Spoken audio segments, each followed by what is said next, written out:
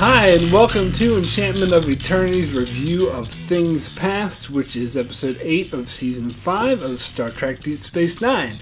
This video is a part of Deep Space Nine week, where I'll be reviewing episodes of Star Trek Deep Space Nine all week as requested by my viewers. This episode was requested by avid viewer and friend of the channel whose comments on all my Star Trek reviews, Cardinal Doomsday. So Things Past is the episode where Sisko, Dax, Odo, and Garrick are returning to the station in a runabout after visiting a conference on the occupation on Bajor. At this conference, Odo was revered as a hero for the work he did during the occupation. However, the runabout encounters a strange phenomenon, and Worf finds the crew of the runabout unconscious, and Bashir struggles to find out what's wrong with them. Meanwhile, Sisko, Odo, Dax, and Garrick find themselves suddenly on the station, but during the occupation of Bajor, and those around them treat them as if they are Bajorans. After some investigating, they find they are a group of specific Bajorans that Odo informs them were executed for attempting to assassinate Gul Ducat. So as they try to find a way off the station, Dax is taken by Ducat, who tries to seduce her, and eventually Ducat and Dax appear in the Bajoran sector of the station when the bomb goes off, and fearing for Dax's safety, Sisko rushes towards the explosion site, where he, Odo, and Garrick are arrested by the head of security, an officer named Thrax, who was Odo's predecessor. Thrax then informs them that they are to be executed for attempting to assassinate Ducat. Odo tries to reason with Thrax, citing specific reasons on how they couldn't be the killers, but Thrax has a counter-argument for everything that Odo comes up with.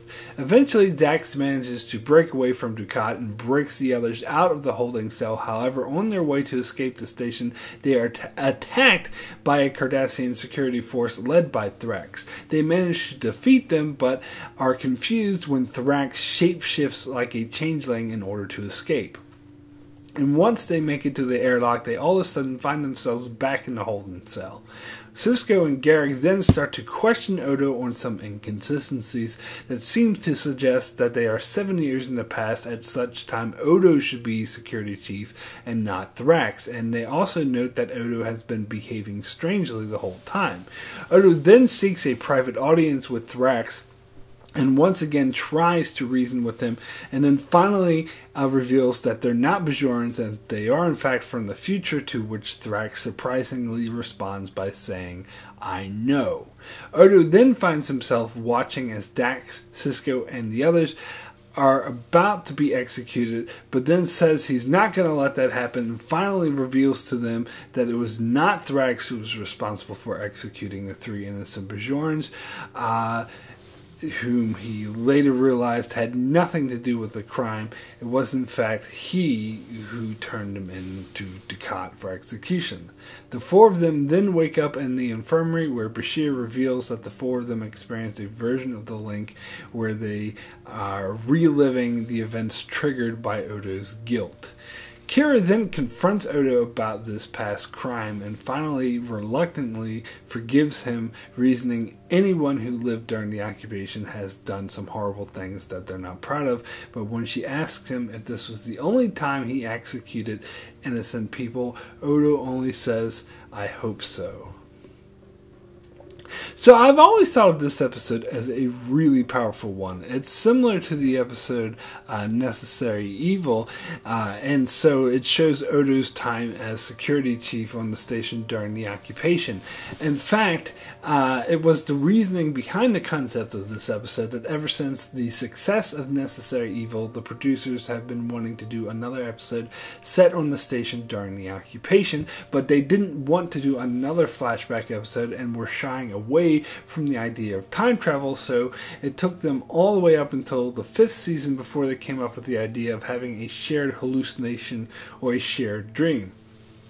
Although it is interesting to note that in the next season, they did do a time travel episode back to the station during the occupation with the episode Wrongs Darker Than Death or Night, where Kira used the Orb of Time to travel back and see if her mother really had an affair with Gold Ducat.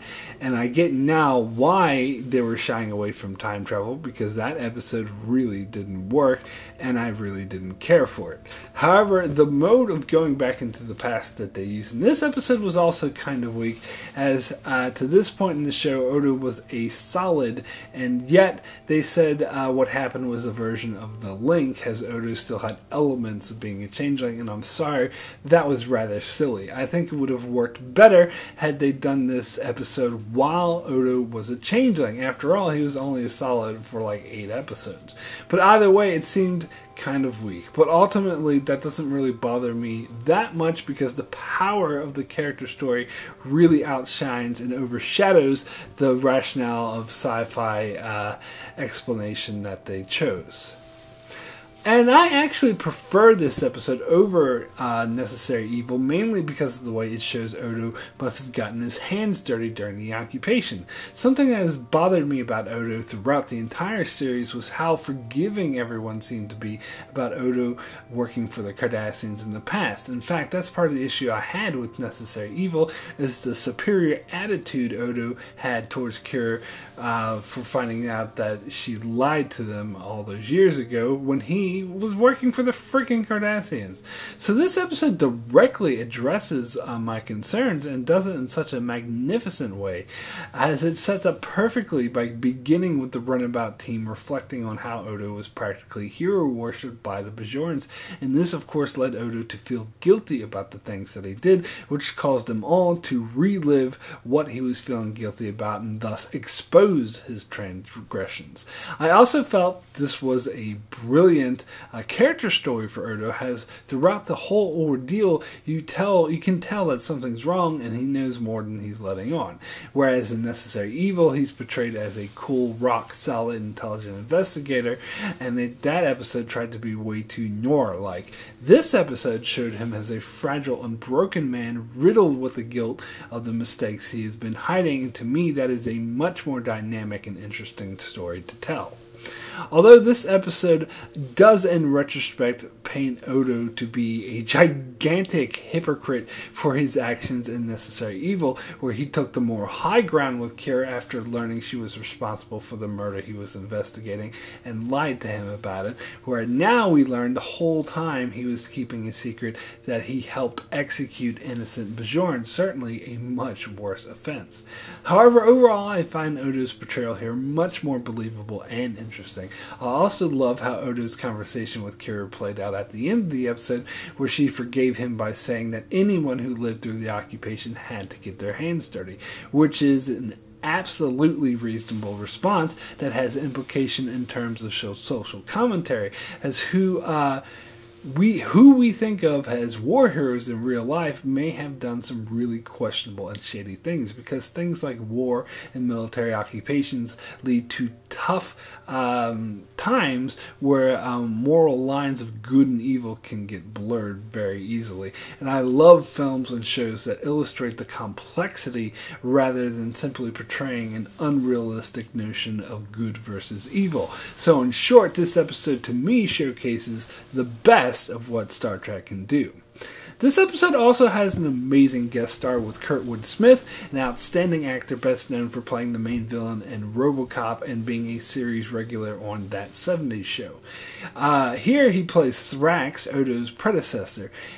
He would after this go on to have a bigger guest star role in the Voyager episode Year of Hell, where again he was amazing, but here his performance was quite nuanced as well.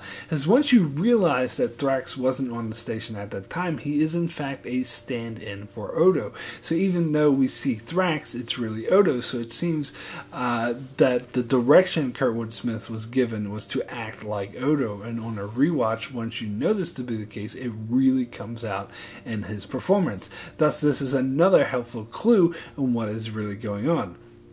You can see clearly in scenes like the ones where he's talking to Quark, everything from the way he harumphs is exactly typically like the way Odo would act in a Odo Quark banter. And even outside of that, Thrax's behavior perfectly mirrors Odo's. It added such a great element to the episode. And overall, the way this episode keeps really, going on a mystery that's played out really well, as we, the audience, don't know what's going on. If it's time travel or a dream, we do know that their real bodies are in the infirmary with Bashir and Worf worrying about them, but that doesn't necessarily tell us what's really happening. And when Thrax all of a sudden shapeshifts like a changeling, that was like a punch to the face. That was a shocking what the fuck moment where you're really like, what in the hell is going on? So that did really add to the quality of this episode. I thought the choice of having the main characters involved with Odo being Garak, Sisko, and Dax were amazing choices, as they aren't the typical ones you'd expect to see in an episode like this, as you'd expect to see those like Kira or maybe Quark. But having Sisko there gave you a hero figure you could root for and identify with as he tried to unravel the mystery, and having Dax there had a nice unexpected element, as she's not the type of person you'd expect to see in this type of environment. But of course, best of all was the inclusion of Garak. How at the start of the episode he was talking about how the Bajoran occupation was justified, and then he had to actually live through some of the hells the Bajoran went through as a Bajoran. Although he didn't seem to learn much or change his character much from this experience, as he was being indigent throughout and still belittling the Bajorans, but you did get the sense that he learned to empathize with them maybe just a little bit more. And of course, this episode also expands upon Gul Dukat a bit more, as this is one of the first episodes that really played on his need to woo Bajoran women, which is explored more in the aforementioned Wrongs Darker Than Death and Night. However, his speech to Dax about how he thinks the Bajorans are his children is reminiscent to what he says to Weyoun in Season 6 about a true victory is to get those you conquered to acknowledge your greatness, and that is why he tries to manipulate Dax here. However, what's really interesting here is that he's the one being played, as Dax is putting on the shy Bajoran act, but really she's one step ahead of him. I absolutely love the one-liner where Ducat is, paddling on. He says, "My heart is too big," and then Dax just knocks him out and says, "And so is your ego." That is a great one-liner. However, this episode isn't perfect. Most of the issues I have with this episode stem from the format of having this be a version of the Great Link. As I mentioned earlier, I didn't buy this explanation and felt like a contrived excuse to do this type of story. Plus, when Garak was punched, and then they showed that his nose was bleeding in the real world, and Bashir explained their minds were causing this, was a cheap way to raise the stakes by showing that they could die in this world. Plus, if this was really inside Odo's mind, the reality would be a lot more jumbled than this, rather than having, such a clear path with clear characters and side stories, such as Ducat and Dax off on their own, as basically this Ducat is just a representation of what Odo thinks of him. I don't know, the whole concept just seems a bit too far-fetched to me. Also, in this scenario, Sisko was seen near Ducat's body after the attack because he was rushing to help Dax, but in real life there was no Dax, so why were the real-life Bajorans rushing towards Ducat? Or did they not really rush towards Ducat in real life? Or did they have a Bajoran friend that Dax was a stand-in for? None of this was really explained. So, my rating for Things Past out of 10 is a 9. Excellent. An absolutely powerful episode that explores how even the best of people can make horrible mistakes, especially when thrust into impossible situations like the Bajoran occupation, and the way this played out through the mystery of what our main cast were experiencing, the events of the past, was masterfully done. But the method they chose to explain why this was happening was a bit too convenient and hard to swallow. But overall, this made for a very complex and complicated episode, and one that showcases some of the best of what Deep Space Nine has to offer. So that's it for my review of Things Past. Be sure to join me for the rest of Deep Space Nine week, where I review episodes of Deep Space Nine as requested by my viewers. Also, be sure to check out my channel for many more Star Trek videos, as well as many more videos on shows like Game of Thrones, Humans, The Walking Dead, and more. So be sure to subscribe so you can keep up with all of that. and thanks a lot for watching.